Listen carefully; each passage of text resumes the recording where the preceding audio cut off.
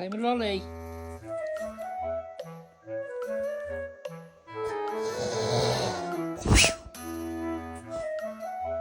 Lolly. Lolly. Is that your toy? Look, play with your toy. You got Lolly. Lolly.